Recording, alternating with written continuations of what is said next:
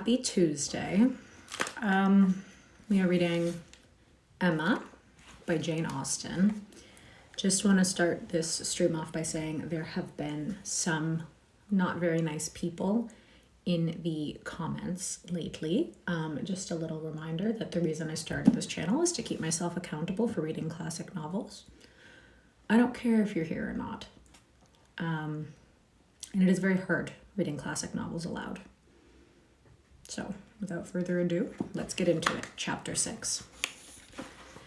Emma could feel not a doubt of having given Harriet's fancy a proper direction and raised the gratitude of her young vanity to a very good purpose, for she found her decidedly more sensible than before of Mr. Elton's being a remarkably handsome man with most agreeable manners, and as she had no hesitation in following up the assurance of his admiration by agreeable hints, she was soon pretty confident of creating as much liking on Harriet's side as there could be any occasion for. She was quite convinced of Mr. Elton's being in the fairest way of falling in love, if not in love already. She had no scruple with regard to him. He talked of Harriet and praised her so warmly that she could not suppose anything wanting which a little time would not add. His perception of the striking improvement of Harriet's manner since her introduction at Hartfield was not one of the least agreeable proofs of his growing attachment. "You have given Miss Smith all that she required," said he. "You have made her graceful and easy. She was a beautiful creature when she came to you, but, in my opinion, the attractions you have added are infinitely superior to what she received from nature. I am glad you think I have been useful to her, but Harriet only wanted drawing out and receiving a few, very few hints. She had all the natural grace of sweetness and temper. She had all the natural grace of sweetness of temper and artlessness in herself. I have done very little." "If it were admissible to contradict a lady," said the gallant Mr. Elton, "I have perhaps given her a little more decision of character, have taught her to think on points which had not fallen in her way before." "Exactly so. That is what principally strikes me. So much superadded decision of character. Skillful has been the hand. Great has been the pleasure, I am sure. I never met with a disposition more truly amiable." "I have no doubt of it." And it was spoken with a sort of sighing animation which had a vast deal of the lover. She was not less pleased another day with the manner in which he seconded a sudden wish of hers to have Harriet's picture. "Did you ever have your likeness taken, Harriet?" said she. "Did you ever sit for a picture?" Harriet was on the point of leaving the room, and only stopped to say, with a very interesting naivete, "Oh, dear, no, never." No sooner was she out of sight than Emma exclaimed, "What an exquisite possession a good picture of her would be! I would give any money for it. I almost long to attempt her likeness myself. You do not know it, I dare say, but 2 or 3 years ago I had a great passion for taking likenesses, and attempted several of my friends, and was thought to have a tolerable eye in general. But from one cause or another I gave it up in disgust. But really, I could almost venture, if Harriet would sit with me, it would be such a delight to have her picture." "Let me entreat you," cried Mr. Elton. "It would indeed be a delight. Let me entreat you, Miss Woodhouse, to exercise so charming a talent in favor of your friend. I know what your drawings are. How could you suppose me ignorant? Is not this room rich in specimens of your landscapes and flowers? Has not this Mrs. Weston some inimitable figure pieces in her drawing room at Randall's?" "Yes, good man," thought Emma. "But what has all that to do with taking likenesses? You know nothing of drawing. Don't pretend to be in raptures about mine. Keep your raptures for Harriet's face. Well, if you give me much kind encouragement, Mr. Elton, I believe I shall try what I can do. Harriet's features are very delicate, which makes such a likeness difficult, and yet there is a peculiarity in the shape of the eye and the lines about the mouth which one ought to catch." "Exactly so. The shape of the eye and the lines about the mouth. I have not a doubt of your success. Pray attempt it. As you will do it, it will indeed, to use your own words, be an exquisite possession. But I am afraid, Mr. Elton, Harriet will not like to sit for it. She thinks so little of her own beauty. Did you not observe her manner of answering me? How completely it meant, 'Why should my picture be drawn?' Oh yes, I observed it, I assure you. It was not lost on me. But still I cannot imagine she would not be persuaded."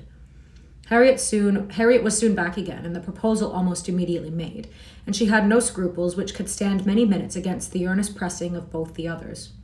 Emma wished to go to work directly, and therefore produced the portfolio containing her various attempts at portraits, for not one of them had ever been finished, that they might decide together on the best size for Harriet. Her many beginnings were well displayed. Miniatures, half-lengths, whole-lengths, pencil, crayon, and watercolors had all been tried in turn. She had always wanted to do everything, and had made more progress both in drawing and music than many might have done with so little labor as she would ever submit to. She played and sang and drew in almost every style, but steadiness had always been wanting, and in nothing had she approached the degree of excellence which she would have been glad to command and ought not to have failed of. She was not much deceived as to her own skill either as an artist or a musician, but she was not unwilling to have others deceived or sorry to know her reputation for accomplishment often higher than it deserved. There was merit in every drawing, in the least finished, perhaps the most. Her style was spirited, but had there been much less, or had there been 10 times more, the delight and admiration of her two companions would have been the same. They were both in ecstasies. A likeness pleases everybody, and Mrs. Woodhouse's performance must be capital. Excuse me. No great variety of faces for you, said Emma. I had only my own family to study from. There is my father, another of my father, but the idea of sitting for his picture made him so nervous that I could only take him by stealth. Neither of them very like, therefore. Mrs. Weston again and again and again, you see. Dear Mrs. Weston, always my kindest friend on every occasion. She would sit wherever I asked her. There is my sister, and really quite her own little elegant figure, and the face not unlike. I should have made a good likeness of her if she would have sat longer, but she was in such a hurry to have me draw her 4 children that she would not be quiet. Then, here come all my attempts at 3 of those 4 children. There they are, Henry and John and Bella, from one end of the sheet to the other, and any one of them might do for any one of the rest.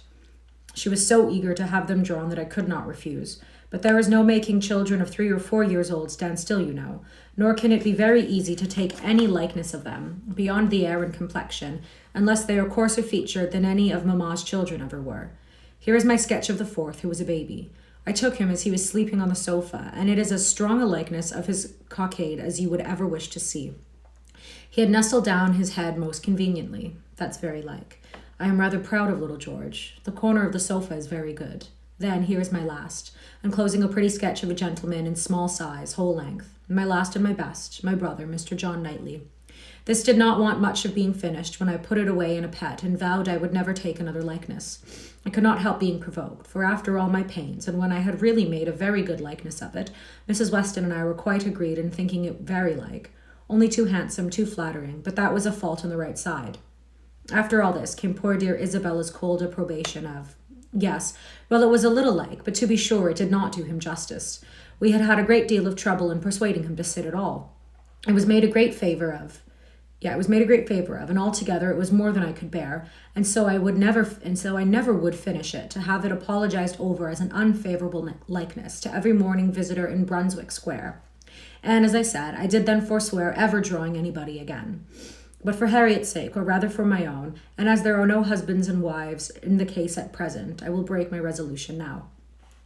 Mr. Elton seemed very properly struck and delighted by the idea, and was repeating, no husbands and wives in the case at present indeed, as you observe. Exactly so. No husbands and wives. It was so interesting a consciousness that Emma began to consider whether she had not better leave them together at once. But as she wanted to be drawing, the declaration must wait a little longer. She had soon fixed on the size and sort of portrait. It was to be a whole length in watercolours, like Mr. John Knightley's, and was destined, if she could please herself, to hold a very honourable station over the mantelpiece. The sitting began, and Harriet, smiling and blushing, and not afraid of keeping her attitude and countenance, presented a very sweet mixture of youthful expression to the steady eyes of the artist. But there was no doing anything, with Mr. Elton fidgeting behind her and watching every touch. She gave him credit for stationing himself where he might gaze, and gaze again without offence, but was really obliged to put an end to it, and requested him to place himself elsewhere. It then occurred her to employ him in reading. If he would be so good as to read to them, it would be a kindness indeed. It would amuse away the difficulties of her part, and lessen the irksomeness of Mrs. Smith's. Mr. Elton was only too happy. Harriet listened, and Emma drew in peace. She must allow him to be still frequently coming to look. Anything less would certainly have been too little in a lover, and he was ready at the smallest intermission of the pencil to jump up and see the progress and be charmed. There was no being displeased with such an encourager, for his admiration made him discern a likeness almost before it was possible. She could not respect his eye, but his love and complaisance were unexceptionable. The sitting was altogether very satisfactory. She was quite enough pleased with the first day's sketch to wish to go on. There was no want of likeness. She had been fortunate in the attitude, and as she meant to throw in a little improvement to the figure, to give a little more height and considerably more elegance, she had great confidence of its being in every way a pretty drawing at last, and of its filling its destined place with credit to them both. a standing memorial of the beauty of one, the skill of the other, and the friendship of both, with as many other agreeable associations as Mr. Elton's very promising attachment was likely to add. Harriet was to sit again the next day, and Mr. Elton, just as he ought, entreated for the permission of attending and reading to them again. By all means, we shall be most happy to consider you as one of the party. The same civilities and courtesies, the same success and satisfaction took place on the morrow, and accompanied the whole progress of the picture, which was rapid and happy. Everybody who saw it was pleased, but Mr. Elton was in continual raptures, and defended it through every criticism. Miss Woodhouse had given her friend the only beauty she wanted, observed Mrs. Weston to him, not in the least suspecting that she was addressing a lover. The expression of the eye is most correct, but Miss Smith has not those eyebrows and eyelashes. It is the fault of her face that she has them not. Do you think so? Replied he. I cannot agree with you. It appears to me a most perfect resemblance in every feature. I never saw such a likeness in my life. We must allow for the effect of shade, you know. You have made her too small, Emma, said Mr. Knightley. Emma knew that she had, but would not own it, and Mr. Elton warmly added, Oh no, certainly not too tall, not in the least too tall. Oh, you have made her too tall. Sorry, I said small. You have made her too tall, Emma, said Mr. Knightley. Emma knew that she had, but would not own it, and Mr. Elton warmly added, Oh no, certainly not too tall, not in the least too tall. Consider, she is sitting down, which naturally presents a different, which in short gives exactly the idea, and the proportions must be preserved, you know. Proportions, foreshortening, oh no, it gives one exactly the idea of such a height as Mrs. Smith's. Exactly so, indeed. It is very pretty, said Mr. Woodhouse, so prettily done, just as your drawings always are, my dear. I do not know anybody who draws as well as you do. The only thing I do not thoroughly like is that she seems to be sitting out of doors with only a little shawl over her shoulders, and it makes one think she must catch a cold. But, my dear papa, it is supposed to be summer, a warm day in summer. Look at the tree. But it is never safe to sit out of doors, my dear. You, sir, may say anything, cried Mr. Elton, but I must confess that I regard it as a most happy thought, the placing of Miss Smith out of doors, and the tree is touched with such inimitable spirit. Inimitable. And the tree is touched with such inimitable spirit. Any other situation would have been much less in character. The naivete of Miss Smith's manners, and altogether, oh, it is most admirable. I cannot keep my eyes from it. I never saw such a likeness. The next thing wanted was to get the picture framed, and here were the difficulties. It must be done directly. It must be done in London. The order must go through the hands of some intelligent person whose taste could be depended on, and Isabella, the usual doer of all commissions, must not be applied to, because it was December, and Mr. Woodhouse could not bear the idea of her sitting out of the house in the fogs of December. But no sooner was the distress known to Mr. Elton than it was removed. His gallantry was always on the alert. Might he be trusted with the commission, what infinite pleasure he should have in executing it. He could ride to London at any time. It was impossible to say how much he should be gratified by being employed on such an errand. He was too good. She could not endure the thought. She would not give him such a troublesome office for the world. Brought on the desired repetition of entreaties and assurances, and a very few minutes settled the business. Mr. Elton was to take the drawing to London, choose the frame, and give the directions, and Emma thought she could so pack it as to ensure its safety without much incommoding him, while he seemed most fearful of not being incommoded enough. What a precious deposit, he said with a tender sigh as he received it. This man is almost too gallant to be in love, thought Emma. I should say so, but that I suppose there may be 100 different ways of being in love. He is an excellent young man and will suit Harriet exactly. It will be an exactly so, as he says himself, but he does sigh and languish, and study for compliments rather more than I could endure as a principal. I come in for a pretty good share as a second, but it is his gratitude on Harriet's account.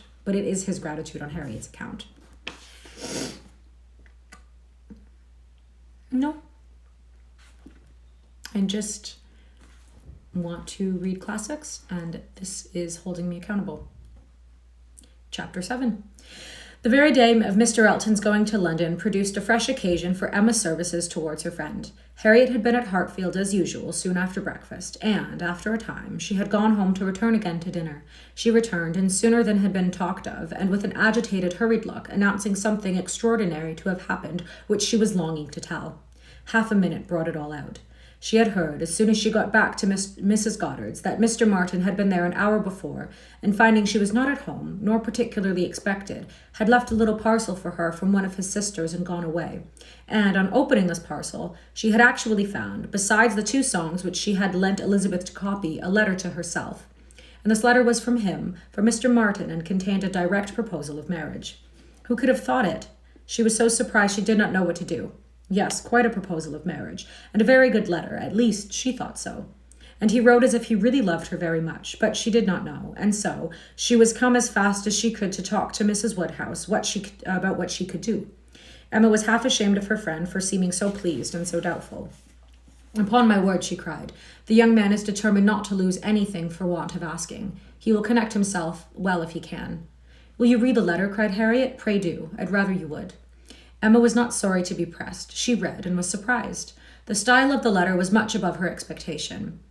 There were not merely no grammatical errors, but as a composition it would have not disgraced a gentleman.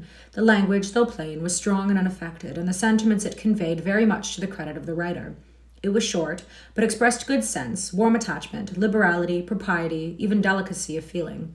She paused over it, while Harriet stood anxiously watching for her opinion with a "well, well," and was at last forced to add, "Is it a good letter, or is it too short?" "Yes, indeed, a very good letter," replied Emma rather slowly. "So good a letter, Harriet, that, everything considered, I think one of his sisters must have helped him. I can hardly imagine the young man whom I saw talking with you the other day could express himself so well, if left quite to his own powers, and yet it is not the style of a woman. No, certainly, it is too strong and concise, not diffuse enough for a woman. No doubt he is a sensible man, and I suppose may have a natural talent for, thinks strong and clearly, and when he takes a pen in hand, his thoughts naturally find proper words. It is so with some men. Yes, I understand the sort of mind. Vigorous, decided, with sentiments to a certain point, not coarse. A better written letter, Harriet, returning it, than I had expected." "Well," said the still waiting Harriet, "well, and what shall I do?"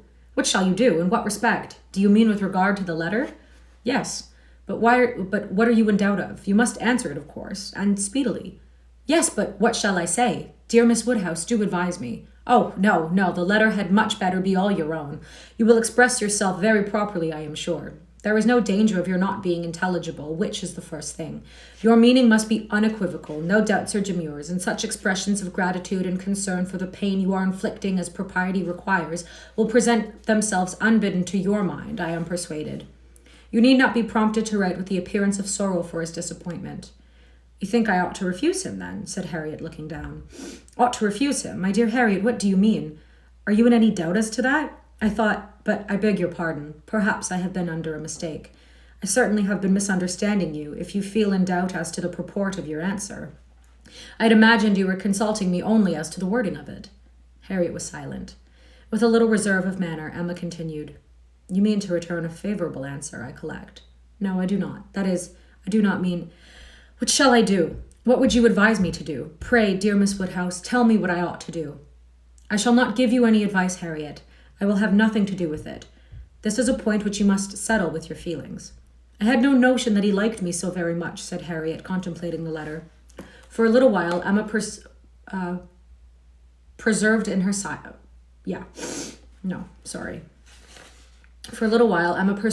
silence, but beginning to apprehend the bewitching flattery of that letter might be too powerful, she thought it best to say, "I lay it down as a general rule, Harriet, that if a woman doubts as to whether she should accept a man or not, she certainly ought to refuse him.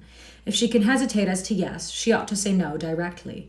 It is not a state to be safely entered into with doubtful feelings, or with half a heart. I thought it my duty as a friend, and older than yourself, to say this much to you, but do not imagine that I want to influence you. Oh, no, I am sure you are a great deal too kind to... But if you would just advise me what I had best do. No, I do not mean that. As you say, one's mind ought to be made quite up. One should not be hesitating. It is a very serious thing. It will be safer to say no, perhaps. Do you think I had better say no?" "Not for the world," said Emma, smiling graciously, "would I advise you either way. You must be the best judge of your own happiness. If you prefer Mr. Martin to every other person, if you think him the most agreeable man you had ever been in company with, why should you hesitate? You blush, Harriet. Does anybody else occur to you at this moment under such a definition? Harriet, do not deceive yourself. Do not be run away by gratitude and compassion. At this moment, whom are you thinking of?" The symptoms were favorable. Instead of answering, Harriet turned away confused and stood thoughtfully by the fire, and though the letter was still in her hand, it was now mechanically twisted about without regard. Emma waited the result with impatience, but not without strong hopes. At last, with some hesitation, Harriet said. Miss Woodhouse, as you will not give me your opinion, I must do as well I can by myself. And I have now quite determined, and really almost made up my mind, to refuse Mr. Martin. Do you think I am right? Perfectly, perfectly right, my dearest Harriet. You are doing just what you ought. While you were at all in suspense, I kept my feelings to myself, but now that you are so completely decided, I have no hesitation in approving. Dear Harriet, I give myself joy of this. It would have grieved me to lose your acquaintance, which must have been the consequence of your marrying Mr. Martin. While you were in the smallest degree wavering, I said nothing about it, because I would not influence, but it would have been the loss of a friend to me. I could not have visited Mrs. Robert Martin of Abbey Hill Farm. Now I am secure of you forever. Harriet had not surmised her own danger, but the idea of it struck her forcibly. You could not have visited me, she cried, looking aghast. No, to be sure you could not, but I never thought of that before. That would have been too dreadful. What an escape. Dear Miss Woodhouse, I would not give up the pleasure and honour of being intimate with you for anything in the world. Indeed, Harriet, it would have been a severe pang to lose you, but it must have been. You would have thrown yourself out of all good society. I must have given you up. Dear me, how should I ever have borne it? It would have killed me never to come to Hartfield any more. Dear affectionate creature, you banished to Abbey Mill Farm, you confined to the society of the illiterate and vulgar all your life. I wonder how the young man could have the assurance to ask of it. He must have a pretty good opinion of himself. Just drop something on the floor. Okay. I do not think he is conceited either in general, said Harriet, her conscience opposing such censure. At least he is very good-natured, and I shall always feel much obliged to him and have a great regard for. But that is quite a different thing from, and you know, though he may like me, it does not follow that I should, and certainly I must confess that since my visiting here I have seen people, and if one comes to compare them, person and manners, there is no comparison at all. One is so very handsome and agreeable. However, I do really think Mr. Martin a very amiable young man, and have a great opinion of him, and his being so much attached to me, and his writing such a letter. But as to leaving you, it is what I would not do upon any consideration. Thank you, my own sweet little friend. We will not be parted. A woman is not to marry a man merely because she is asked, or because he is attached to her and can write a tolerable letter. Oh, no, and it is but a short letter, too. Emma felt the bad taste of her friend, but let it pass with a very true, and it would be a small consolation to her for the clownish manner which might be offending her every hour of the day to know that her husband could write a good letter. Oh, yes, very. Nobody cares for a letter. The thing is, to be always happy with pleasant companions. I am quite determined to refuse him. But how shall I do? What shall I say? Emma assured her there would be no difficulty in the answer, and advised its being written directly, which was agreed to in the hope of her assistance. And though Emma continued to protest against any assistance being wanted, it was in fact given in the formation of every sentence. The looking over his letter again, and replying to it, had such a softening tendency that it was particularly necessary to brace her up with a few decisive expressions, and she was so very much concerned at the idea of making him unhappy, and thought so much of what his mother and sisters would think and say, and was so anxious that they should not fancy her ungrateful, that Emma believed if the young man had come in her way at the moment, he would have been accepted after all. This letter, however, was written and sealed and sent. The business was finished, and Harriet safe. She was rather low all the evening, but Emma could allow for her amiable regrets, and sometimes relieved them by speaking of her own affection, sometimes by bringing forward the idea of Mr. Elton. I shall never be invited to Abbey Mill again, was said in a rather sorrowful tone. Nor, if you were, could I ever bear to part with you, my Harriet. You are a great deal too necessary at Hartfield to be spared to Abbey Mill. And I am sure I should never want to go there, for I am never happy but at Hartfield. Some time afterwards it was, I think Mrs. Goddard would be very much surprised if she knew what had happened. I am sure Miss Nash would, for Miss Nash thinks her own sister very well married, and it is only a linen draper. One should be sorry to see greater pride or refinement in the teacher of a school, Harriet. I dare say Miss Nash would envy you such an opportunity as this of being married. Even this conquest would appear valuable in her eyes. As to anything superior for you, I suppose she is quite in the dark. The attentions of a certain person can hardly be among the tittle-tattle of Highbury yet. Hitherto, I fancy you and I are the only people to whom his looks and manners have explained themselves. Harriet blushed and smiled, and said something about wondering that people should like her so much. The idea of Mr. Elton was certainly cheering, but still, after a time, she was tender-hearted again towards the rejection of Mr. Martin. Now he has got my letter, she said softly. I wonder what they are doing, whether his sisters know. If he is unhappy, they will be unhappy too. I hope he will not mind it so very much. Let us think of those among our absent friends who are more cheerfully employed, cried Emma. At this moment, perhaps, Mr. Elton is shewing your picture to his mother and sisters, telling how much more beautiful is the original, and after being asked for it 5 or 6 times, allowing them to hear your name, your own dear name. My picture? But he has left my picture in Bond Street. Has he so? Then I know nothing of Mr. Elton. No, my dear little modest Harriet, depend upon it, the picture will not be in Bond Street till just before he mounts his horse tomorrow. It is his companion all this evening, his solace and his delight. It opens his designs to his family. It introduces you among them. It diffuses through the party those pleasantest feelings of our nature, eager curiosity and warm prepossession. How cheerful, how animated, how suspicious, and how busy their imaginations all are. Harriet smiled again, and her smiles grew stronger. That is where we are going to end today. Thanks so much for reading with me.